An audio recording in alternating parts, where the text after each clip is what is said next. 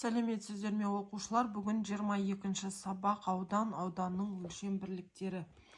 Номер 1 есеп. Суреттегі әрбір берілген аумақты толтыру үшін қанша тақта тас керек? Яғни мына жердегі суретке қарайтын болсақ, бұл жердегі мына аумақты толтыру үшін санайық қанша тақта тас қажет. Мына жерге 2, мына жерге яғни 3, мына жерге 4. 4, 3, 7, 7-ге 2, 9. 9 тақта тас қажет мұнда. Ал енді мына жаққа санайтын болсақ, 1, 2, 3, мұнда 3, 6, мұнда 4, 10. Мына жағына 10. Енді мына жағын санаймыз.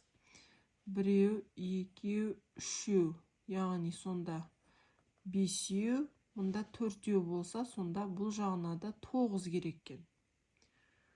9 тақта тас. Яғни мына жағына 10, мына жағына 9. Келесі, номер 2 есеп. Үлкен аудандарды ірірек өлшем бірліктерімен өлшейді. А нұсқасы, дәптеріңе қабырғасы 10 см немесе 1 дециметр болатын шаршы сыз. Яғни 10 сантиметр дегеніміз сіздер бұлай кәдімгідей өлшейсіздер. 10 сантиметр. Мен мөлшермен осыны 10 сантиметр деп алайын.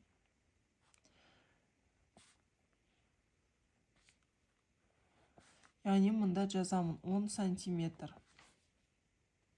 Осы шаршының ауданын табу қажет. Яғни бұның бір қабырғасы 10 сантиметр болатын болса, яғни барлық қабырғасы 10 сантиметр. Ауданын табу үшін аны көбейтеміз аға. Яғни бұл жерде 10 сантиметрді көбейтеміз 10 сантиметрге. Жауабы 100 сантиметр квадрат болады.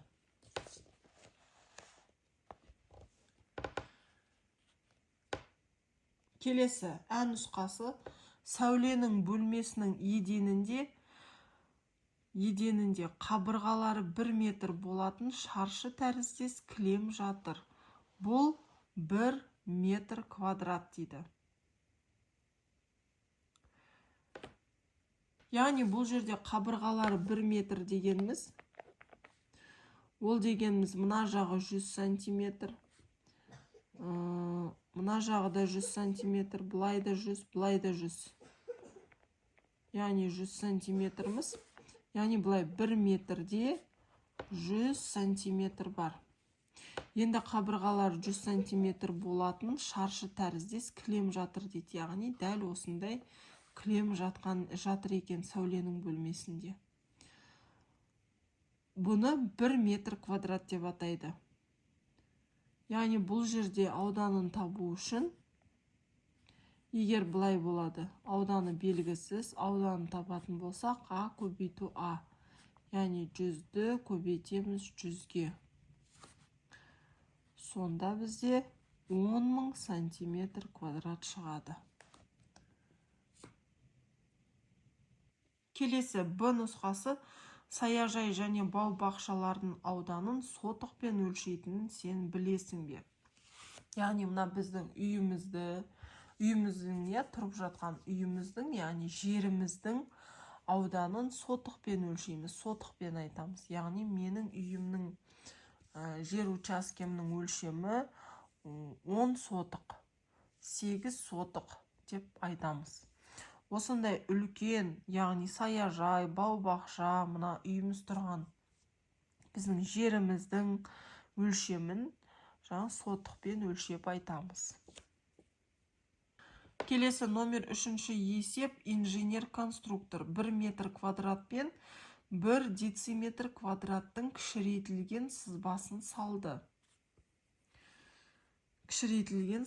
салды.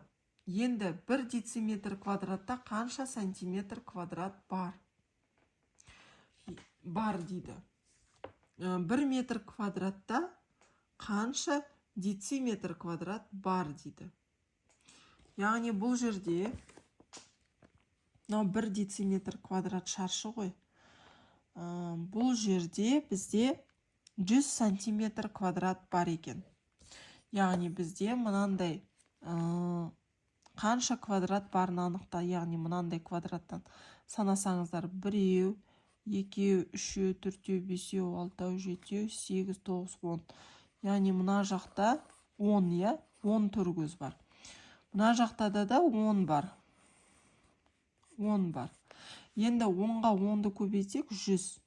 Яғни 1 дециметр квадратта 100 сантиметр квадрат бар екен.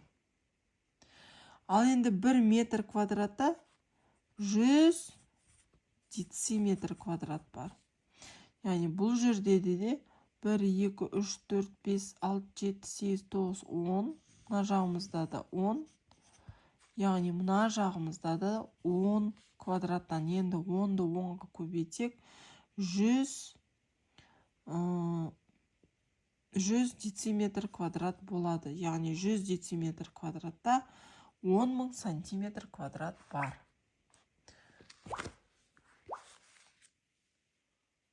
Оны жазбаша түрде былай жазуға болады. Номер 3-ші есеп. А нұсқасы бізде 10, 10, я, яғни А тең бізде 10.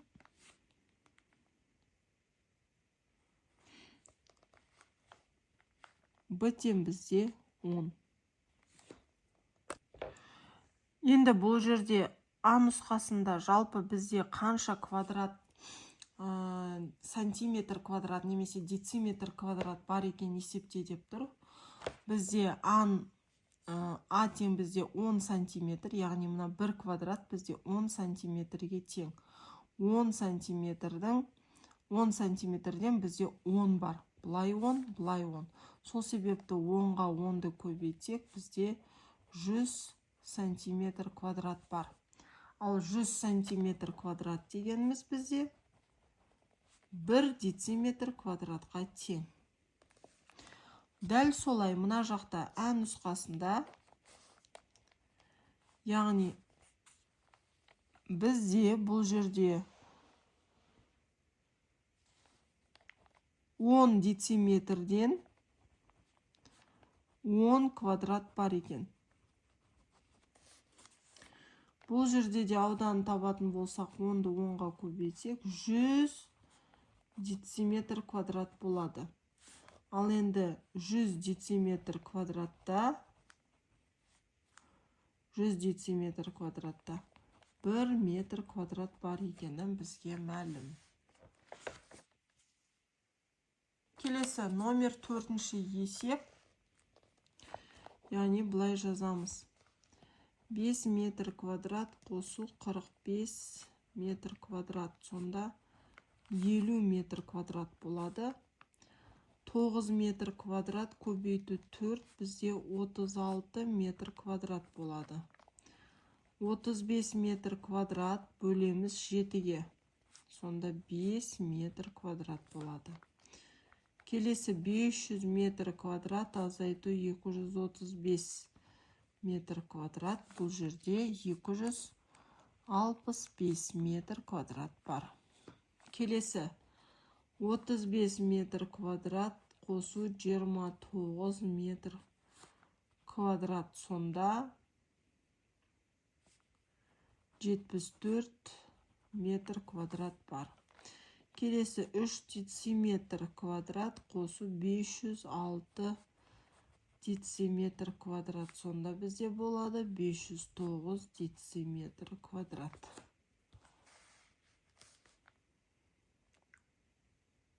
Енді 5-ші есептің А нұсқасы сатушы 3 сатып алушыға 5 килограммнан, ал 4-шісіне номер 5-ші есептің А нұсқасы есепті өрнек түрінде жазып, оны шығар. Сатушы 3 сатып алушыға 5 килограммнан, ал 4-шісіне 15 килограмм картоп бөлшеді. Сатушы барлық қанша килограмм картоп бөлшеді? Енді шешу бұл жерде 5-ті көбейтеміз 3-ке, 5 килограммнан 15, және де мына 15-ті санаймыз. Сонда 30 килограмм. Жауабы барлығы 30 килограмм картоп өлшеді.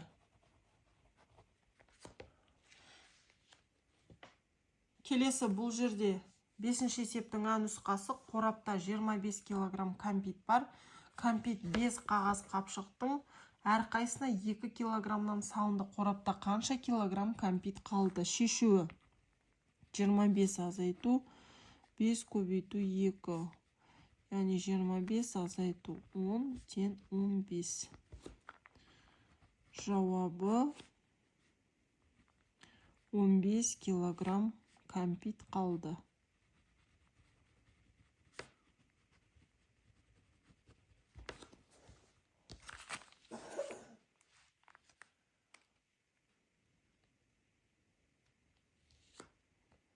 Келесі 5-ші есептің Б нұсқасы. Мектеп асханасында 4 үстелдің әрқайсына 8 орындықтан және бір үстелге 12 орындық қойылған. Асханада бір уақытта барлығы неше бала тамақтана алады? Енді шешуі: бұл жерде 4 көбейту 8 қосу 12 болады.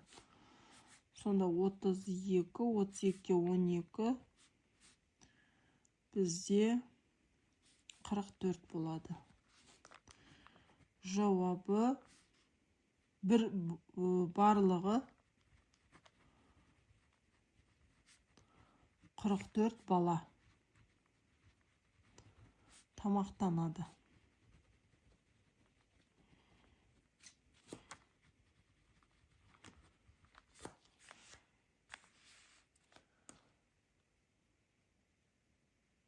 Келесі номер 6-шы есеп тиімді тәсілмен есепте. Яғни 23 қосу 89 қосу 77. Бұл жерде 23 пен 77-ні аламыз. 100 болады, е? Және де қосамыз 89-ды. Сонда 189 болады. Келесі 44 қосу 78 қосу 56. 44 пен 56-ны қосып аламыз. 100 болады, 100-ге 78-ді қосамыз, 178. Келесі 223 қосу 389 қосу 277. 223 қосу 277 қосу 389. Мұнда 500, яғни 889 шығады. Келесі 144 қосу 578 қосу 256. Яғни 144-ке қосамыз 256-ны, оған қосамыз 578-ді.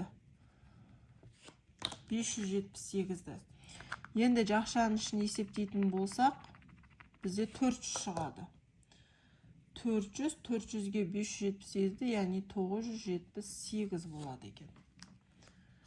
Келесі 123 қосу 289 қосу 177. Яғни 123 қосу 177. 300-ге 289-ды қосамыз, яғни 589. Және де соңғысы 544 қосу 278 қосу 156. Яғни 544-ке қосамыз 156-ны, оған қосамыз 278-ді. 700, яғни 978 болады. Балалар, осымен 22-ші сабақ аяқталды.